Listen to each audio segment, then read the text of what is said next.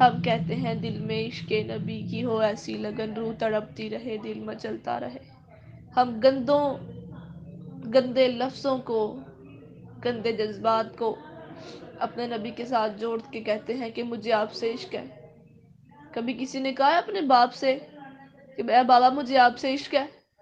کبھی کسی نے کہا ہے اپنی ماں سے کہ اے ماں مجھے تجھ سے عشق ہے؟ کبھی کسی بھائی نے کہا اپنی بہن سے کہ مجھے اے بہن مجھے تجھ سے عشق ہے؟ عشق گندا ہوتا ہے، اور ہم اتنی پاک ہستیوں کے ساتھ اس عشق کو جوڑ دیتے ہیں، ہمیں شرم ہی نہیں آتی ہے۔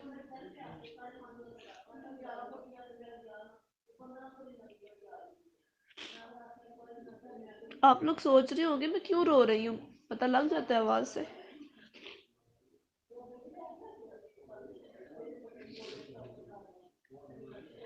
کچھ دکھ ایسے ہوتے ہیں جو کبھی بیان نہیں کیے جا سکتے۔ کچھ اپنے بڑے عزیزوں، بڑے پیارے، بڑے قریب ہوتے ہیں، لیکن کائنات کی سب سے پیاری ہستیوں کی ناقدری اور گستاخی کر رہے ہوتے ہیں ان کی شانوں میں۔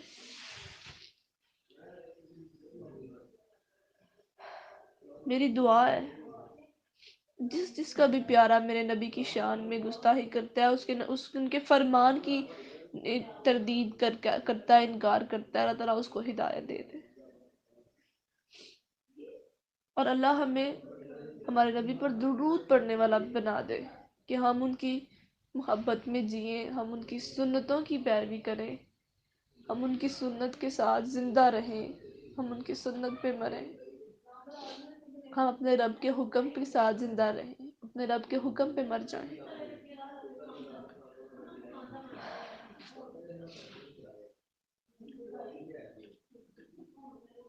اللہ کہتے ہیں وَمَا يَجْحَدُ بِآيَاتِنَا إِلَّا كُلُّ خَتَّارٍ كَفُورٍ۔ کچھ ہوتے ہیں جو وعدے پورے کرتے ہیں، کچھ ہوتے ہیں کہ ہماری صاف نشانیاں دیکھنے کے بعد بھی انکار کر دیتے ہیں۔ یا ایھا الناس اتقوا ربکم واخشوا یوما لا یجزی والد عن والدہ۔ اے لوگو اپنے رب سے ڈرو، اس دن سے ڈرو کہ جس دن نہ باپ اپنے بیٹے کے کام آئے گا، ولا مولود هو جاز عن والدہ شیئا، اور نہ ہی کوئی بیٹا ہی ایسا ہوگا جو اپنے باپ کے کسی کام آنے والا ہوگا۔ وعد اللہ ان وعد اللہ حق، یقیناً اللہ تعالیٰ کا وعدہ سچ ہے۔ فلا تغرنکم الحیات الدنیا، بس تمہیں دھوکے میں نہ ڈال دے دنیا کی زندگی۔ ولا یغرنکم باللہ الغرور، اور کہیں وہ دغا باز اللہ کے بارے میں تمہیں دھوکے میں نہ ڈال دے۔ یہ کون ہے دغا باز؟ شیطان کی بات ہو رہی ہے کہ وہ تمہیں اللہ کے بارے میں دھوکے میں نہ ڈال دے، جیسے کہ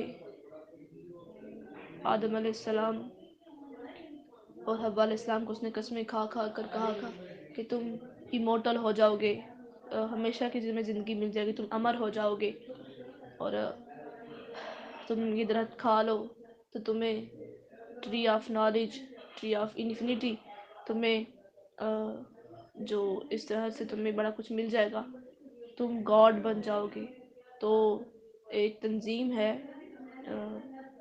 نائٹس ٹیمپلار، ان کی جو بیسکس ہیں فری میسنز اینڈ ایلومیناٹی، شاید آپ نے نام سنا ہو میں بھی، ان میں سے جو ہیں فری میسنز، ان کے نزدیک وہ کہتے ہیں کہ 2 گاڈس ہیں دنیا میں، ایک گاڈ آف ارتھ ہے اور ایک گاڈ آف ہیون ہے۔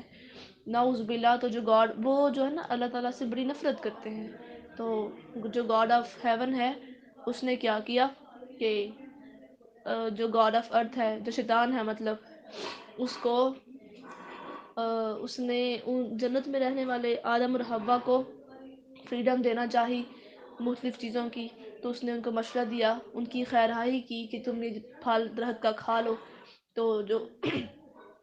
تو اس بات کو کرنے کی وجہ سے ان کی فریڈم کو جو گاڈ آف ہیون، نعوذ باللہ، جو اللہ تعالیٰ کو وہ کہتے ہیں کہ اس نے وہ جو گاڈ آف ہیون ہے وہ انسیکیور ہو گیا کچھ ان کے معاملات کو دیکھ کر، تو پھر اس نے ان کو اس درخت کے کھانے سے منع کر دیا، اور پھر اس طرح اس نے مجھے بھی، یعنی کہ ابلیس کی بات ان کو بتاتا ہے نا، اور ابلیس جو ہے ہیومن صورت میں آ چکا ہے بہت دفعہ، غزوہ بدر میں بھی آیا، پھر اس نے اللہ کے نبی کے قتل کی جو مشورے بھی دیے کافروں کے ساتھ مل کے بیٹھ کے، مختلف صورتوں میں آ کے بیٹھ کے، اور پھر کچھ اس طرح یہ مختلف جگہوں پہ آتا رہا. تو اس کے حزب ہیں، ساتھی ہیں، انشاءاللہ میں اس بارے میں لکھ رہی ہوں. کچھ لوگ جو میری کتاب پڑھ رہے ہیں ان کو مل جائے گا یہ چیز انشاءاللہ آنے والی ایپیسوڈ میں بہت ڈیٹیل سے انشاءاللہ الرحمن. تو بہرحال مین بات میں بتاؤں، اس کے شیطان کے حزب ہیں، اور اللہ تعالیٰ ہمیں اس کے دھوکوں سے بچا کر رکھے. تو اس نے اور پھر یہ اس کا دھوکہ ہے نا کہ وہ پھر کہتا ہے کہ میں تمہیں اب جو کچھ چیزیں ہیں وہ تمہیں میں دے سکتا ہوں. اچھا میں آپ کو نا ایک واقعہ سناتی ہوں، بلکہ نہیں ابھی نہیں، انشاءاللہ پھر کسی دن سناؤں گی، ابھی ٹائم بہت زیادہ ہو جائے گا نا. آگے اللہ کہتے ہیں ان اللہ عندہ علم الساعہ. اب یہاں پہ مین بات ہو رہی ہے. اللہ اکبر. اللہ کون ہے؟ اللہ تعالیٰ کیا کر سکتے ہیں؟ اب مزہ آنے والا ہے. اللہ تعالیٰ خود اکثر لوگ نا سوال کرتے ہیں بارش کب ہوئے گی، قیامت کب آئے گی. تو قیامت کے ذکر پر نا اکثر سوال پیدا ہوتا ہے کہ وہ کب آئے گی. اکثر لوگ بلکہ زیادہ تر لوگ سوال کرتے ہیں وہ کب رونما ہوگی. خیر میں آپ کو کچھ چیزیں بتاتی ہوں جو یہاں پہ لکھی ہیں. اللہ تعالیٰ قرآن پاک میں خود بیان کر رہے ہیں کہ ان اللہ عندہ علم الساعہ، کہ اللہ ہی ہے کہ جس کے پاس قیامت کا علم ہے. اور وہ اور کیا کرتا ہے، یا اور کس چیز کا علم ہے اس کے پاس؟ وَيُنَزِّلُ الْغَيْثَ، وہی ہے جو بارش برساتا ہے، اس کے حکم سے ہی بارش ہوتی ہے. اور اس کے پاس کیا ہے؟ وَيَعْلَمُ مَا فِي الْأَرْحَامِ، وہ جانتا ہے کہ ماؤں کے پیٹوں میں کیا ہے.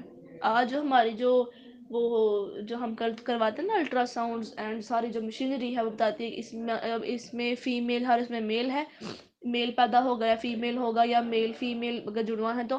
لیکن کبھی کبھی ایسا بھی ہوتا ہے کہ لوگ بتاتے کچھ ہے اور نکلتا کچھ ہے.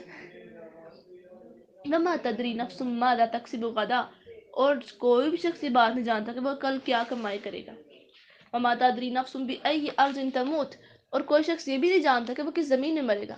ان اللہ علیم خبیر، اللہ بے شک اللہ تعالیٰ سب کچھ جاننے والا، پوری خبر رکھنے والا ہے. اللہ اکبر، اللہ اکبر، اللہ اکبر. قیامت کے ذکر پر اب جو سوال پیدا ہوتا ہے نا وہ کب آئے گی، یہی سوال نا کفار بار بار کرتے تھے.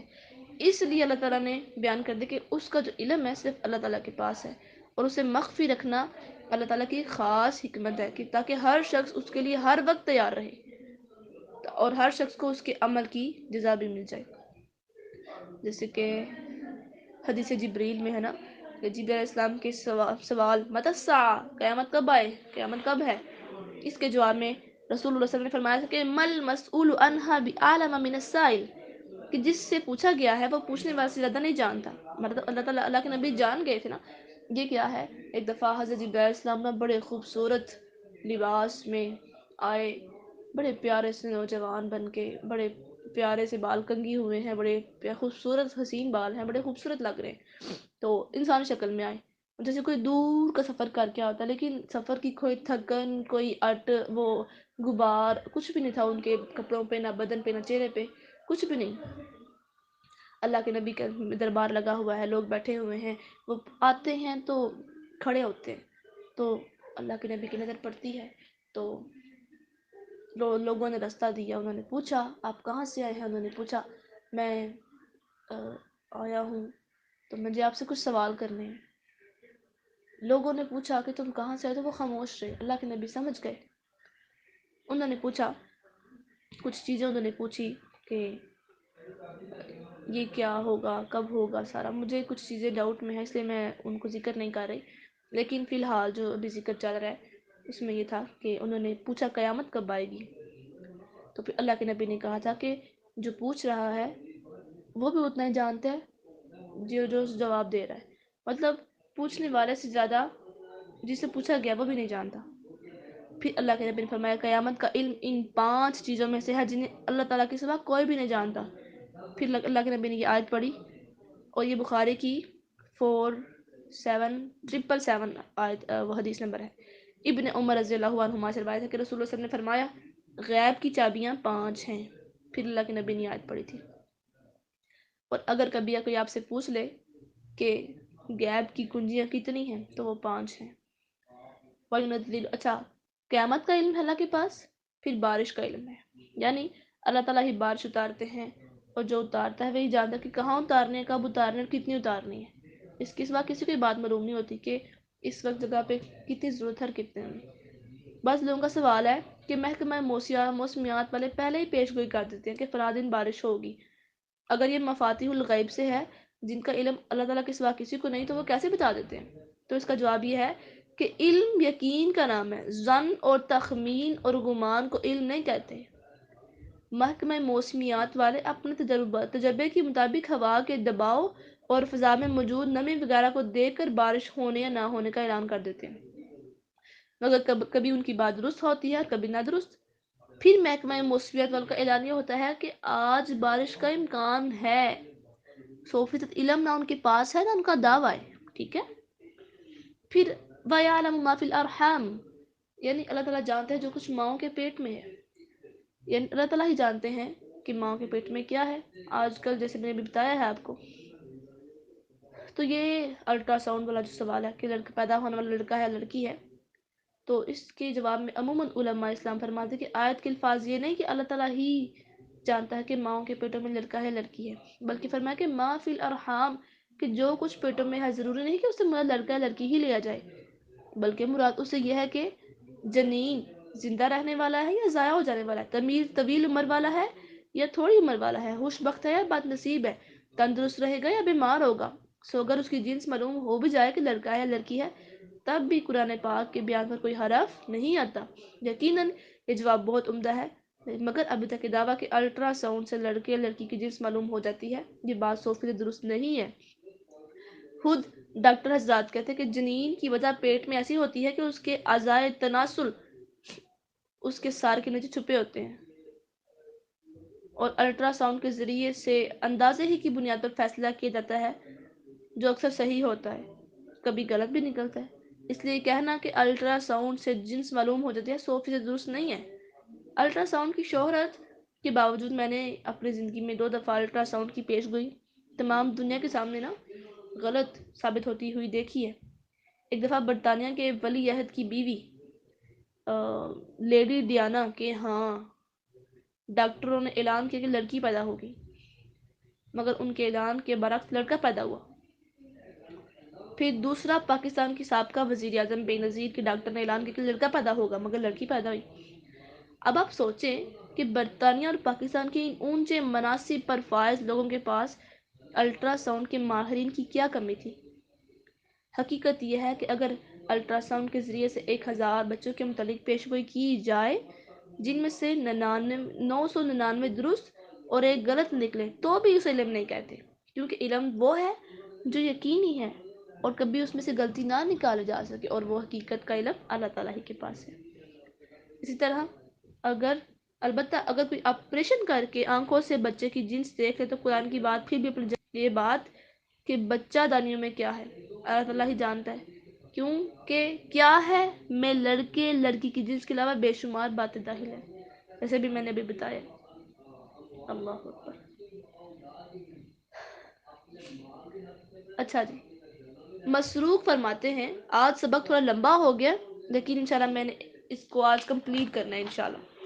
مسروق فرماتے ہیں کہ میں نے عائشہ رضی اللہ عنہا سے پوچھا اماں جان کیا محمد صلی اللہ علیہ وسلم نے اپنے رب کو دیکھا ہے؟ انہوں نے فرمایا تم نے جو بات کہی اس سے تو میرے رونگٹے کھڑے ہو گئے کہ تم ان 3 باتوں سے بھی ناواقف ہو. سوال کر رہی ہوں جنہیں جو بھی تمہیں بیان کرے وہ جھوٹ کہے گا. پھر فرمایا کہ جو شخص تمہیں بیان کرے کہ محمد صلی اللہ علیہ وسلم نے نعوذ باللہ اپنے رب کو دیکھا ہے تو یقیناً اس نے جھوٹ بولا ہے اور بالکل جھوٹ بولا ہے. اللہ کے نبی نے اپنے رب کو نہیں دیکھا، موسیٰ علیہ السلام نے نہیں دیکھا جو بڑے اللہ کے لاڈلے تھے، بلکہ سارے انبیاء ہی اپنی اپنی جگہ لاڈلے ہیں، لیکن وہ ذرا بڑے پیارے اللہ کے نبی تھے تو انہوں نے کہا مجھے رب کو دیکھنا ہے. اللہ تعالیٰ کہتے ہیں لن ترانی، تو مجھے ابھی نہیں دیکھ سکتا. ترا مطلب ہوتا ہے کہ تو مجھے ترا دیکھو. اگر کہتے ہیں لن تنظری تو مجھے دیکھ ہی نہیں سکتا. تو پھر ہوتا کہ شاید ہم اللہ تعالیٰ کو کبھی نہیں دیکھ سکتے، اپنے محبوب